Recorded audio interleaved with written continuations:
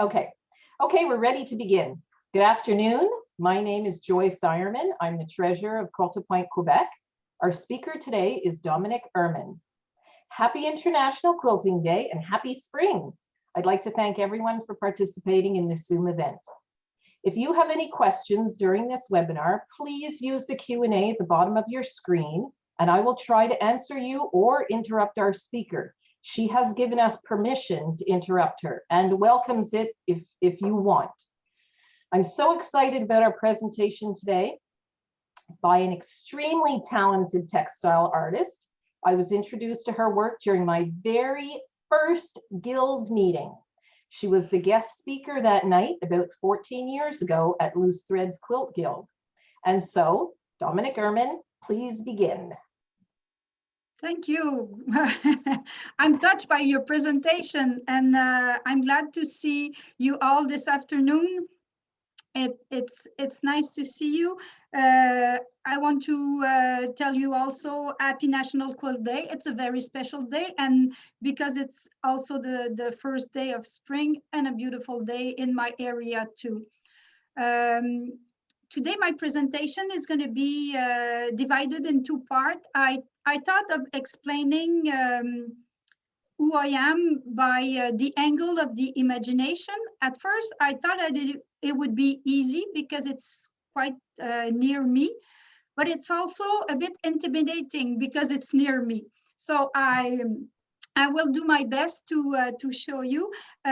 With my presentation, I have few pictures, and they serve as a support to what I'm saying. I will go back and forth, coming back to you, and you see me talking, and go back to the pictures, and you'll hear me talking. If I forget, let me tell you right now that for the part about the class, the technique of the block, that is the second part of my talk. I have class notes that's going to be available to you after the meeting, maybe a few days after the meeting. But if you're asking for some class note, they'll be available. So let me start with. I'm going to share my screen and show you what mostly happening in my brain when I imagine material. So this image I cut, it's a numerical image. I cut that a few years ago, and when I saw it, it felt like home.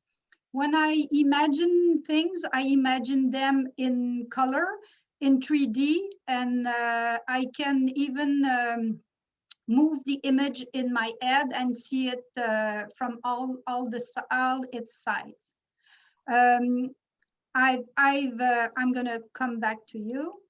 I've seen, I've met along the years I've been in quilting many, I will say women because I've met more women than I've met men in quilting. And often they're asking me how I invent my story, but to invent story, to imagine story, I feel that you need to be self-thinking. You need to think of yourself for a while and be in your own little world. And even though I met terrific women, sometimes they don't give themselves permission to think about themselves and imagine things. But if you want to push more ideas in quilt, in art, even imagination is used by everybody, and it's a gift that we get when we are young, or is something that we acquire during our years of growing up. An accountant will use imagination, an artist will use, obviously an artist will use imagination, but in each angle of work, there's imagination to be used. I've learned that with the mathematician I share a project with presently. The imagination they come with to find solution about a very serious problem is a huge part of their development of a math concept. Um, the way I imagine things since I was a kid is I tell myself stories, and still I don't have a beginning, an end, and a middle and an end. I will continue to look for that story, and I won't start a piece till the whole story is really structured in my head. Um, Finding time to imagine is something difficult, but I always think of, I'm going to share my screen again, of, I'm going back to my brain, but then I will move to, you must know Cynthia England. I've met her many, many times, and she gave me, I had a very good impression on it. She's a beautiful woman, a beautiful person, and she does wonderful work. And this piece was, you know about this piece, most of you. This piece, it's in paper piecing. It took her 6 years during a period where she had zero time, but she was waking up at night and sewing a few pieces one by one. And it was her moment for herself. And at the end of the 6 years, she had a beautiful result that still lives with her. So yes, having less time, having no time, having more time can make a huge difference. But if it's something important for you, you know that we need to make time. And COVID is a period with negative part, but we have time on our hand. And if we can use that time to immerse in a new project, immerse in new ideas, it may develop much more your imagination. At first, you may feel that nothing is happening, but day by day, it can grow up and become a beautiful garden in your mind. I go outside. I'm not a sporting woman. I'm not in competition. I don't do race, but I need to play outside. I need to play outside every day. So I live in a wood area, and I walk 45 minutes every morning and 30 minutes every noon time. And nature is come to me more naturally. So it's normal that at first I imagine pieces implying nature, and it came with time, because I'm not good in drawing, but I persevere. I drawing trees came to me naturally because I love trees. But then in 2015, I presented this piece in Vermont. It was a challenge with the fabric, subatic challenge. And my story was a little girl walking in the herbs in a field, find a bottle of bubble balloon, and she used them to create a quilt block. And when they exploded, they were transformed by the wind as little quilts in the wind.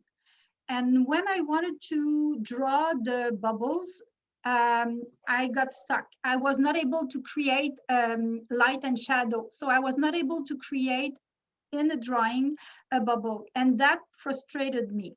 So I said that I needed to take time to learn to draw, because if I was not able to learn to draw, even though I had ideas, I was not able to create a mural or an art piece without drawing skills.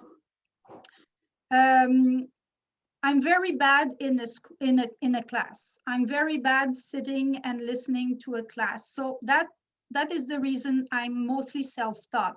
It's because I just cannot do different. I'm gonna stop sharing and go back to you. So I looked for books that were in the field that I like, and I bought the book and I practice. In 2016 and 2017, I had the chance to go on long vacation, and my husband is fishing, and he's pleased with that and he loves it. And I was drawing and sewing. So I was able to make some progress. So I wanted to, I had in mind a time to break free, the piece that I finished in 2019.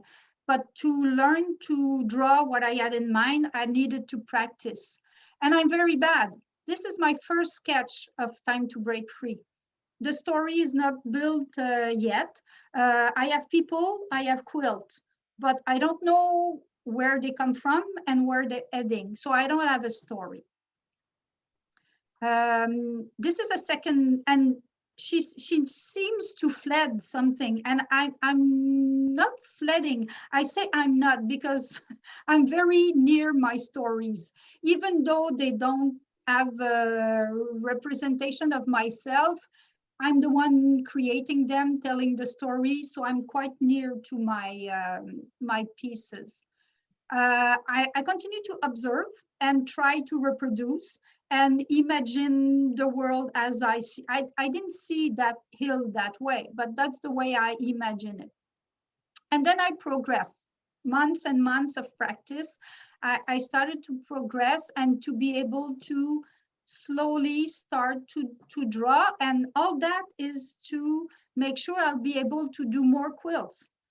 What I was not expecting is to fall in love with the drawing, with the simple pencil in your hand and any kind of paper, and play with light and shadow. And that was a first. So as I progress, I kind of got what they call my own signature, because I invent. Even if I look at a tree, I won't represent the tree as it is. I will represent the tree as I imagine it.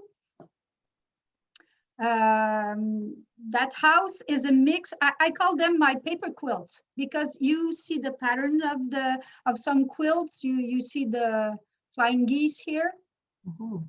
And even here, it's some, for me, it's quilts. And the title of this drawing is Tree Mushroom Lane. So for me, there's a story in that drawing, and I like to play with black and white. Representation of trees, a bit more in their natural way, but still a bit different too. Then I was ready to tell my story about Time to Break Free. And the story is, it's a very personal story, and a story more general that I hope touch the family of quilter. So because we are very good in keeping the tradition and making sure that it is available to other generation, but at the same time, we like to push the limit of what we can do with a quilt motif or a quilt technique, or and I like that also. So on the left, the quilt is quite traditional, but not positioned in a traditional way. And I use paper piecing technique because for me, it is part of the tradition. And paper piecing is a magical tool. You draw something and you can sew it exactly as you draw in. The quilt is a bit tight in its tradition. So it tries to escape and enters the time machine. Why a time machine? Because between my start as a quilter in tradition and my exploration in structural 3D and sculpture, it took 10 years. 10 years of work almost every day. So it just didn't fall on me. It's work, a passionate work, but it's work. So Excuse me, Dominique. Is what we're seeing made out of paper or fabric? Okay, before I start any sewing, I do everything in paper. This is a small scale model, so it's 1/5 of the real size. It's gonna help me and guide me to understand how to create the patterns. So I start with paper. For this one, I also enlarge a real size paper maquette that stood in my living room for a year and a half. So I was making sure that every pattern was precise. So this one is paper. Okay. Thank you.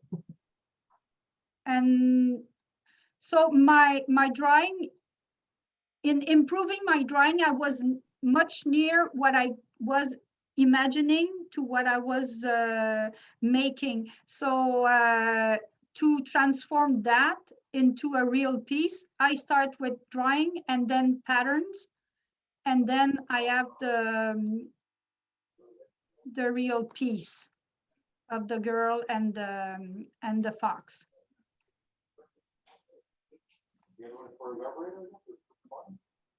So that the complete piece have not been seen in Quebec yet. It's only been seen in United States. It was in Cape Cod in 2019. It was planned to be in 2020 at National Quilt Museum in New England, but it's because of COVID, it was stopped. It's planned to be at this museum April 2022 till July 2022. And I hope that one day you'll be able to see it in Quebec. That would be my dream. But for the moment, it's very difficult to, I made proposal to many museums, but I'm always rejected. And I don't know why. Excuse me one more time. Now, Yes. this looks to me from the photograph a mixed media. This is not only fabric. Okay, yes, it's my first attempt to mix media. So traditional quilt with traditional material. To create the horn here, I have a mix of traditional fabric, and I use, it's a felt, an industrial felt that you find in the trunk of cars. And I love that material. And for my time machine, I relied on recycled material, fabric, metal. I even have, if I enlarge it here, I have a century-old sewing machine that I dismantled with Stefan. Stefan is my husband, helping me with all those concepts. And if you turn that wheel, the gears will turn. And in each bubble glass, if I can enlarge and show you, you have the transformation of the quilt to a 3D presentation that you will see on the far right. You see the fox being changed, the girl. And if I go, you have the transformation of the tree. You have a real working clock, time machine, time. And then the border of the quilt is now a portal, and the portal gives a door to the freedom of the adventurer. And the medium I took also, the angle I took is steampunk. I love steampunk. It's a mix of adventure. The garments are beautiful, and it is, for me, there's a lot of energy in the steampunk movement. So I used it to show this piece. And this piece is, the picture was taken at Highfield Hall in Massachusetts, near Cape Cod. It's in Cape Cod. So I will continue. No, do you have another question? Is it okay? Yeah, no, that's great. What's the overall dimension of this? 16 by about 7. 16 feet long? Feet long, yes. 16 feet long by 7 feet high. Yes. This is huge, huge. It is huge, yes, yes. It's you call that an installation. Yeah. And I went back to my drawing, tried to improve, and this is the drawing I made for my kids in Christmas. Like everybody, I was not able to see them, so I had a small troll sewing a ribbon quilt, creating a ribbon ribbon Christmas tree. And I love rocks. So rocks are my gifts at the bottom of the tree. Excuse me, Dominic, yeah. there is one question. Yes. Stephanie is asking, where on the Cape is this? Cape Cod? Yes, I suppose. It was on the Cape till October 2019. So it's not there anymore. Presently, because of COVID, it's well boxed in the air control space in my house, waiting for museum to reopen. Okay, thank you. Okay. Okay, sorry. I'm going to stop sharing and I'm going to show you something, another piece. Oh, okay, sorry. Technology. We need to make sure that everything works. Sorry, be patient. I'm back. Okay, I'm gonna share my screen. Okay, and presently I'm working with a group of mathematicians, and imagination can bring you to places that you couldn't believe. And Ingrid, who has become a dear friend, reached me when she saw Time to Break Free, and with her and 23 mathematicians, we invent a special world. This is a scale model that show and promote the love of mathematics for girls and women. And I have the pleasure to be the art director on this project. It began September 2019, and we hope to show, we will show the piece, because this is the scale model. The real model will be 20 feet long by about 10 feet high.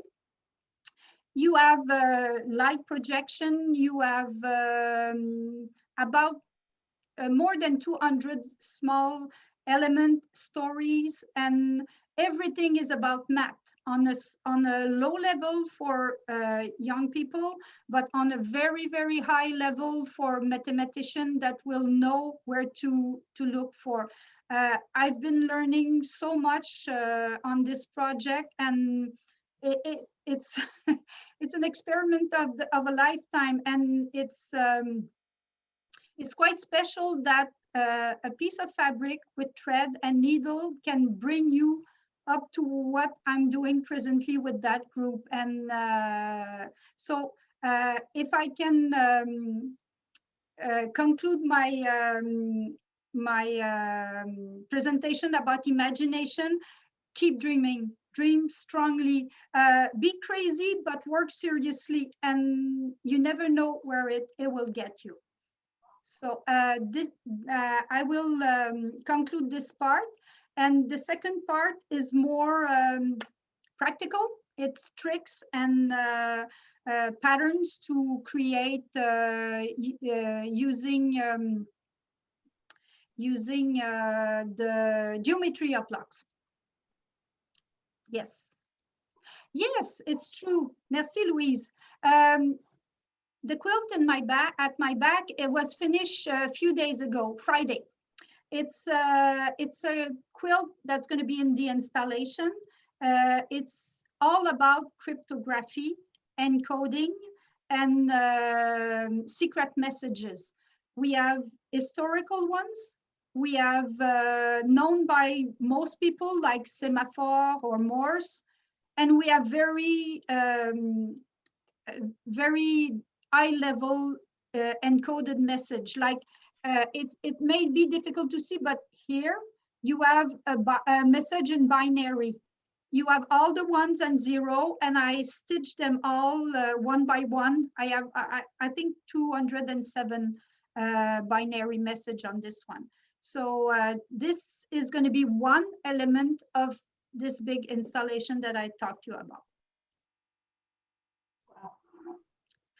Okay, is it okay if I start the presentation about the blocks? And I may finish my presentation about imagination saying, I'm going to say it in French and then I'm going to say it in English. There's a sentence that is in my on the wall of my quilt, I can say quilt studio.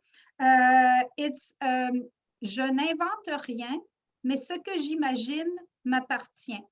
This sentence is the whole explanation of why I work in art. In English, I would translate, I do not invent a thing, but what I imagine is mine. And this is something strong for me, and I hope it's going to guide you and give you roots to say, yes, I can imagine. Yes, I can work things. It's going to be my own things. I do not invent. What I do is something that's been done for years and years and years, but the way, my angle, the way I see it is mine. Joyce, is there any other question before we go to the second part? There was one question. Stephanie is asking when you expect your work to be in Massachusetts. It's going to be April 22. That's the third change that we had to do with the New England Quilt Museum, but it's planned to be April 2022 till July 2022. Oh, so for 3 or 4 months. Okay. Yes. Great. Thank you. No problem. So I will share my screen again and talk about the part of tricks and patterns to quilt making. Okay. So some of you know this quilt. It's it's a quilt I've done many years ago, and it explains well what I want to explain to you today. You start with a simple block, a block that you know, the kaleidoscope, okay? But if you play with it, you can create fiber heart in a different way. This one is a mix of applique, machine applique, and quilt block, but the technique I'm going to try to explain this afternoon is about the same principle, but we will start on a simpler way. I explained when I described the class I'm giving this afternoon. It's open to people who are beginners or intermediate, and it could go as far as very advanced. But the tricks I'm going to give you are tricks that you can use if you don't like the whole process, because it's going to be a long process to prepare the pattern to be able to make it. You can enjoy to see how it's made, and you'll be less surprised of sometime a price of a pattern, because there's so much work coming into a pattern before you can sell it. And I'm not selling patterns, but you buy patterns, and it can give you a window on how it's made before. So I'm going to start with something very simple, a straight line. This one is horizontal. The other is vertical. For the first part of my explanation, I will use those horizontal lines, okay? Those will be strips. I'm going to cut my drawing into strips. And for this class, I've decided not to use my drawings and just to go on the web. Like if you don't know how to draw, if you don't feel that you're secure enough to or comfortable enough to draw, you research on with a like Google, and you find drawing that pleases you, and you will work with it.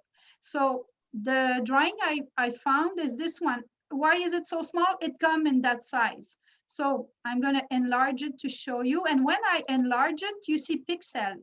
It starts to kind of cut in small lines.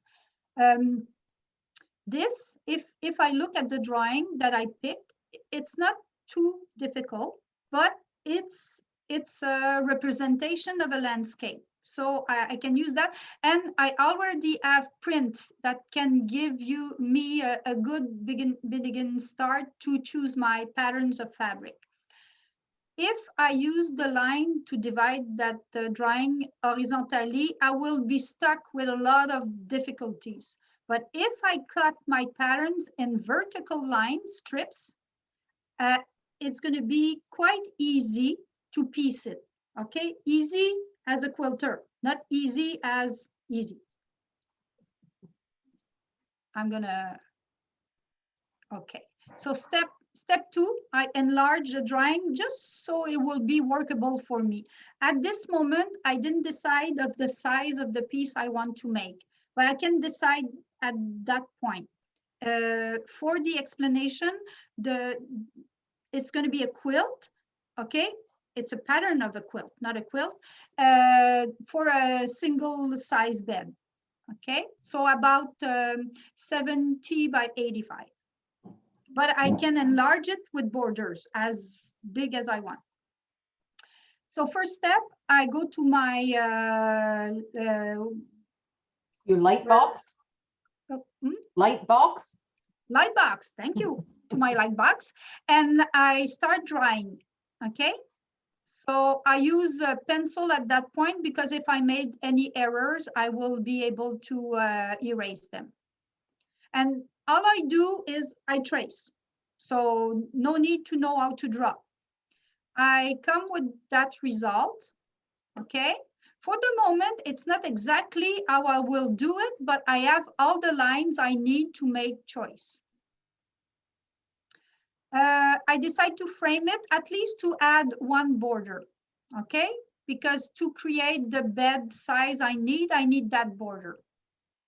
I'm gonna have a challenge with those circles, with the strips, but we'll see that. So that's the composition for the moment. I'm removing the border because I don't need it to prepare the pattern of the rest. This can be any block and I can piece them separately and then add it to the quilt. So I trace strips. I could buy paper already printed with strips, but most of the time I will trace it myself because I like very, very thin lines. And often in the print, they're thicker. The technique I will use, I'm just using this as an example. The technique I will use to piece this quilt, if I decide after making the pattern to make it, it's a very traditional technique of piecing strips together, okay? Except that each strip is going to be part of a visual puzzle that will create the landscape after. So I put the strip lines over my light box and I add the drawing over to just overlook what it will do, what it will mean to work with strip, and if I add the right ID of vertical strips on a pattern like that, okay? It's only to check if I'm still okay with that. I see the circle of the sun and I need to address that presently. So if I follow my strips, plan on the size of the quilt I want to make are presently 4-inch wide. 4-inch wide finished product will mean that each of my strips will be 4.5. I remind you that I have class notes and those precise things are going to be mentioned in the class notes and you will be able to get them in a few days if you ask for them. So I'm having a problem with that. I don't like the circle being that way because it doesn't look like a sun. So I will adapt. Only for that section, I will add a mini strip. So my strip of 4 inches will be divided in a strip of 3 inches plus a strip of 1 inch, but only for this space. Only for this space. And then I'm back to something that is more like a sun. Or circular. The presentation I'm trying to do with this one is a pattern that's going to be simple. okay? Meaning that I don't have to meet with lines, okay? No strip lines meet with the other. So when I join them, I don't have the problem of making sure that the lines continue to create a design, okay? And I kind of like the look, okay? It's for me, it's kind of modern. It's awkward, it's off, but it's still interesting. So I continue to precise my work. So you will see this is what I got from the Google search image. This is what I invented. So this is not mine, but this is really becoming mine. That's the way I saw the piece. And you see all the strips. So what you will do then, it's giving a number to each strip. So because we need to make a map. Each strip has a number, and then each pieces in the strip will have a letter. So you really need to enjoy the process, because yes, it's long. Yes, it takes time. If you're very good in with computers and programs of drawing, you may be able to do that faster. But I'm paper, pencil, I'm describing you the way I work. Every piece, every model I do, I start drawing them. If you want something more precise, you add a line in between each line. So this is going to be a project with strips of 4 inches, but this is a project with strips of 2 inches. It's more advanced. First, the strips are thinner, so you have more strips, and then you will have to join them so they meet the drawing. So that there's more challenge on this one. But it could be interesting too. And the sun is a bit more circular, though also for this one, I had to add a small strip on this side because it was not arriving the way I wanted. But this, even if all those are straight lines, they appear to create a circle. Mm-hmm. This is a trompe-l'œil, which I love. I love trompe-l'œil. They're very interesting when you work. So once you've done that, you're not there yet. So I try to add a strip of color on all my pattern to make sure it's a very old concept. If you've done some garment, you know that sometimes you can link your patterns to make sure that they will fit together. So with a line like that, when I will put my strip together, I will make sure that I keep my visual exactly the same I add with the pattern I did. But you can also decide that you will use the technique of paper piecing to it's going to be more precise and simpler to piece those. It's going to be a very simple paper piecing strips. But if you really want your sun to be on the right and your cloud to be on the left, you will need to reverse your pattern.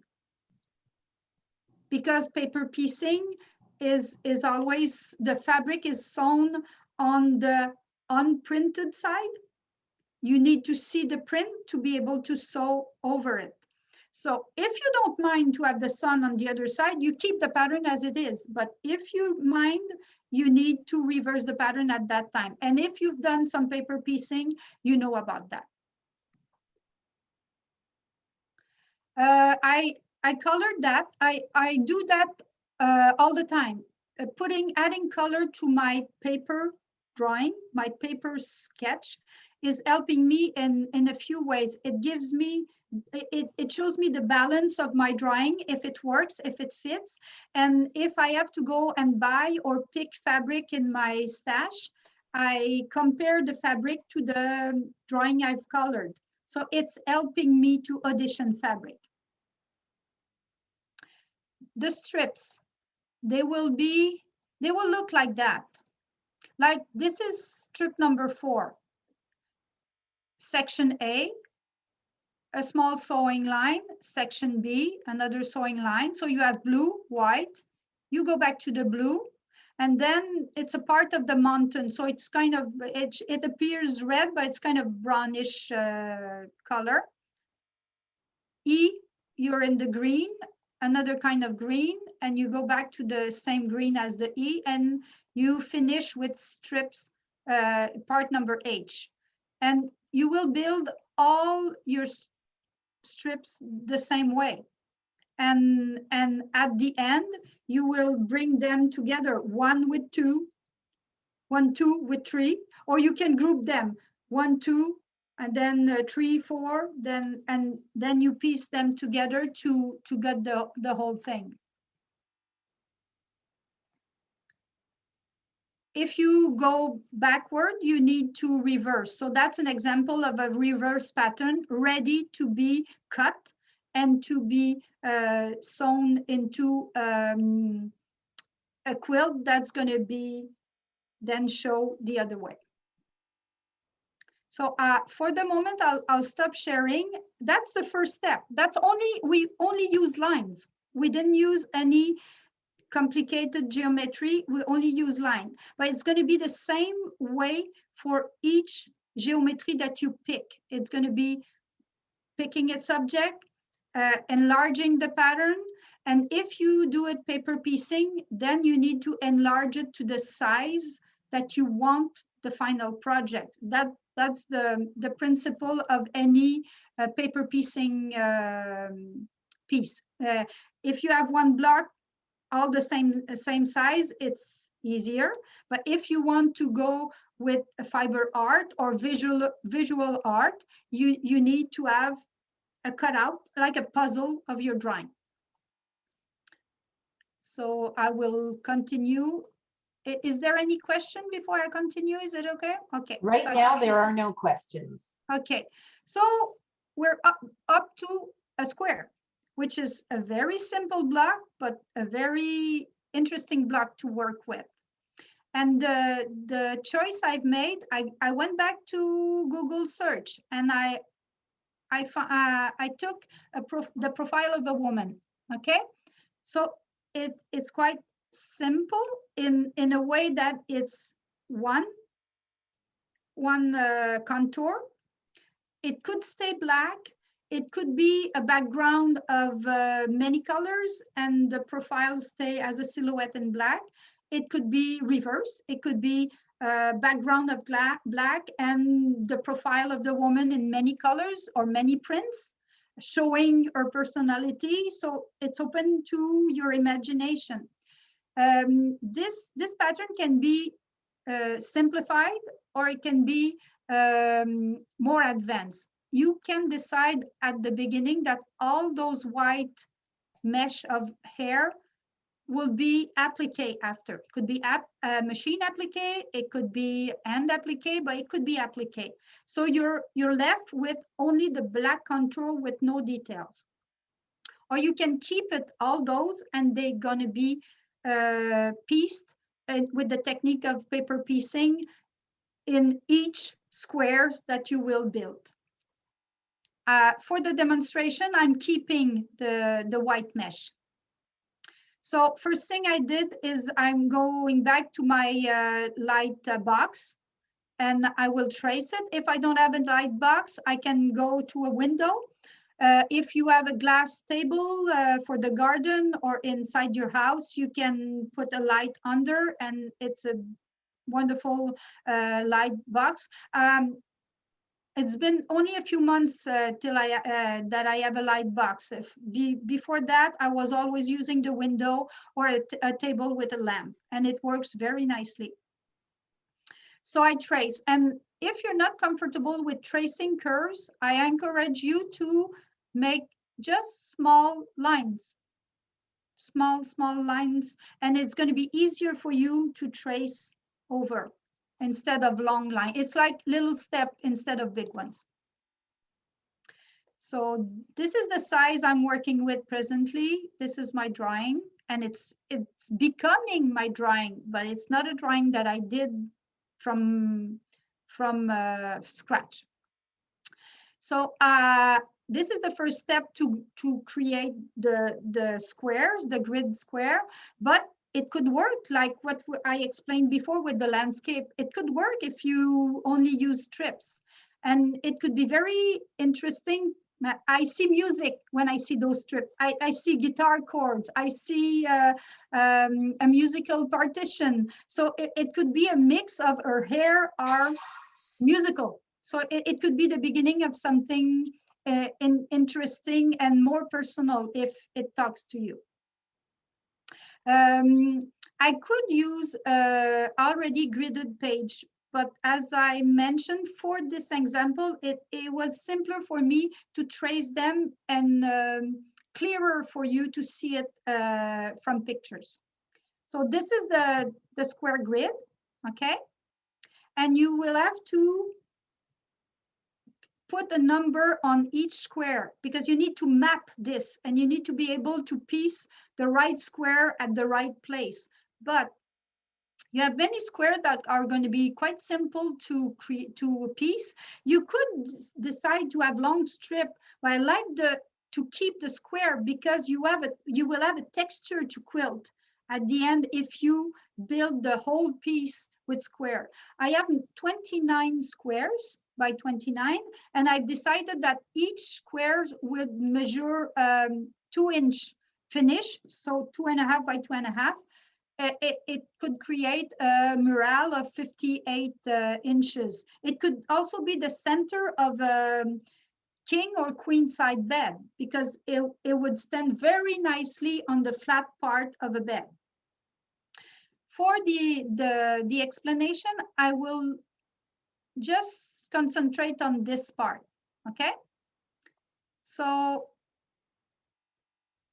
I have added all the numbers on this piece, and I already see that enlarging it, it's going to be too clumsy. I need to make sure that my lines are better and I can correct them.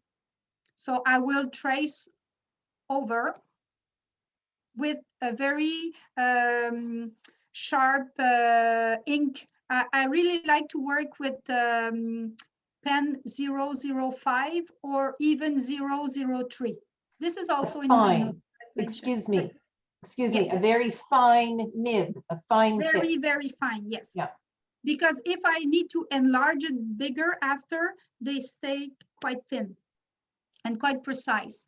So I've made some decision. If I enlarge it, you will see that in the original drawing, the point was going there. But it would have been quite a challenge and not, it could be done, but it won't add something very special to the piece, but it's going to be a lot of trouble. So I finished my point there. For this one, it's important to continue to make sure that it will be there. So I play with the drawing and I adjust and I focus only on one square at a time, and I adjust my pattern to my own taste or my own challenge. So if in this one, I concentrate only on 6 blocks, okay? Those 6 blocks are over here. And because of their number, sometimes the number is on top. Most of the time I try to have the number on the right top because that's the way I like it. But sometimes I can't. Like here, the right top is busy. So I will put the number on a safer space. So it will stay. And I prepare the pattern with the numbers like if it was a very traditional paper piecing block.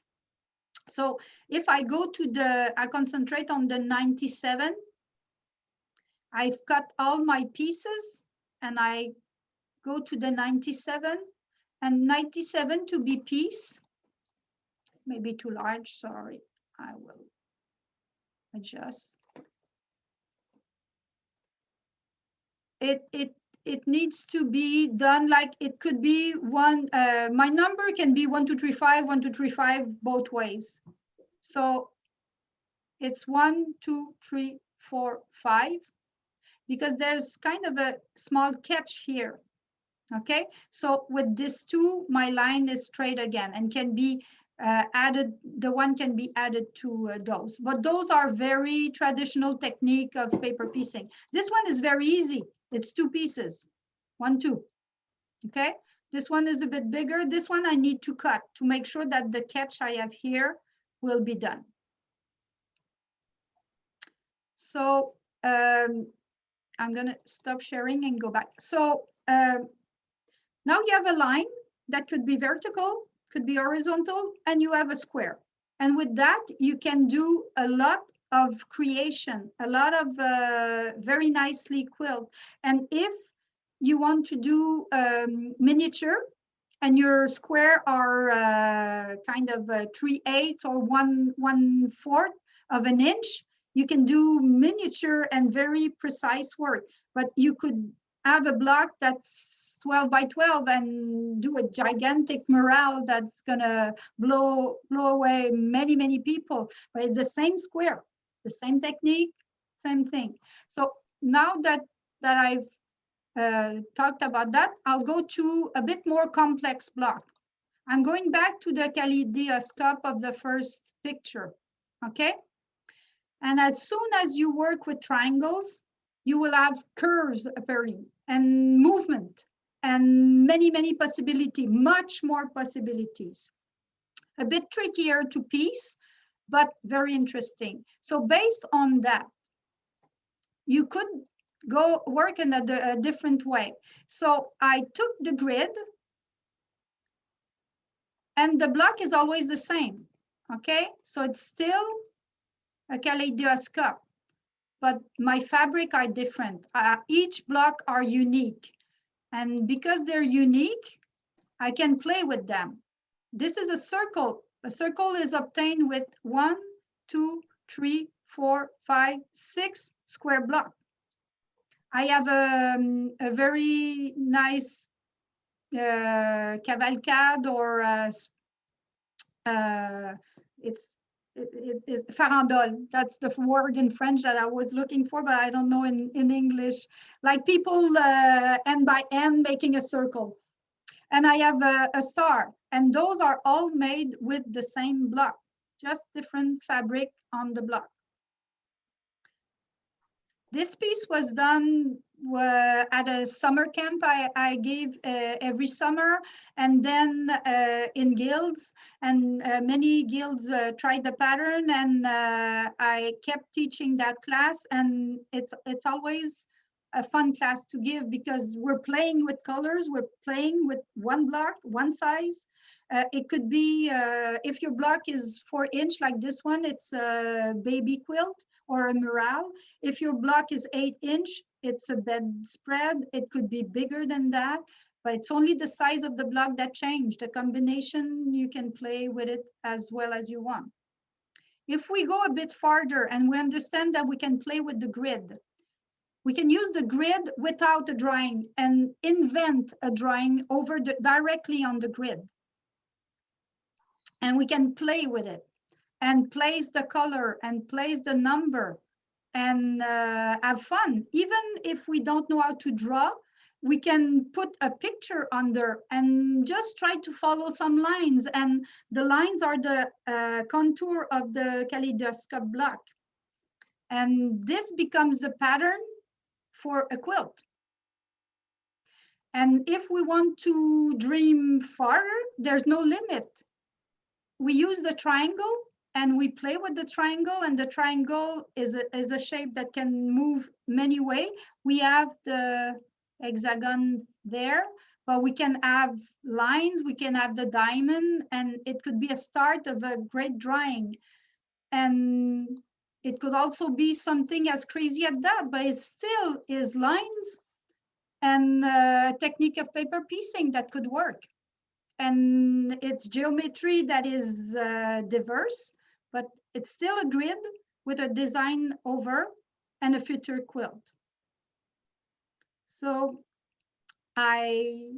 if you have other question, this is how I finish this part of the explanation, and I hope that you've liked it.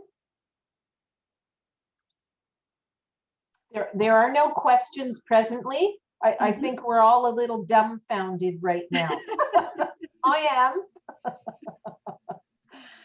But what I hope this presentation will give you is with small start, small step, and just enjoying the process, you can go very, very far and continue to dream. I was never expecting to work on the project I'm working presently, and it's only pieces of fabric, thread, and lines, and a pencil and paper. You went a lot further than that. That's the starting point. So Stephanie has mentioned that this has been very amazing for her. She can't wait to see your work. I'm supposing she's hoping to see it in Massachusetts. And Georgette says, fantastic, thank you. Yeah, and who's next? Jackie Howard, thank you so much. I really enjoyed your presentation. She loves your creations. Thank you, thank you. It was a real pleasure to have the chance to meet in such a bizarre time and be able to share something with quilt lovers. So I'm very happy and feel privileged. Oh, that's great. Thank you very much. Thank everybody. Thank you everyone for attending. I know I'm pumped to go a little bit further than I have gone before. Anyway, thank you. Yeah, the next time we'll take a walk. We have a lot of stuff to think about. Yeah. Beverly Marsh says, thank you very much. So interesting. Thank you. Great. Thank you. Thank you. I'm very happy. I'm glad to have been present this afternoon. Great. Thank you. Bye, everybody. Bye-bye. Bye-bye. Thank you very much.